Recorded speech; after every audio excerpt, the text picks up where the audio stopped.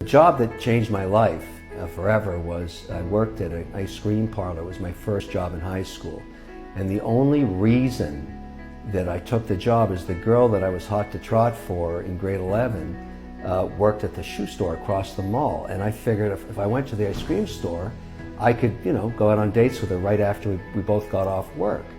And that was the plan, and I went in my first day of work. And the woman who owned it at the end of the day, because I was a scooper, and so what happens is when people come up and they want to try different flavors, you give them a little tasting piece of popsicle stick with a little flavor. But they would take their gum out and throw it on the floor before they taste it. It was a Mexican tile in the store. And that gum would turn black and be sticky. And so by the end of the day, it was a big mess in front of the ice cream display. And she said to me, look, before you leave, you got to scrape all this gum off the floor. Here's the scraper, here's the solvent that gets it off. And I could see across the hall that girl was waiting for me to get out. She was watching me. And I didn't want to see her on my knees. I thought it would be so bad for my brand. And so I said to the owner, I can't do that.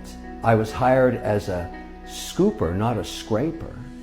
She said, no, you work for me. You do whatever I say.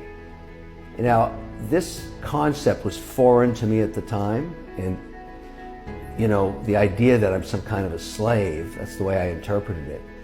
I said, well, no, if you want a scraper, hire a scraper. And she said, well, how about this? How about you're fired?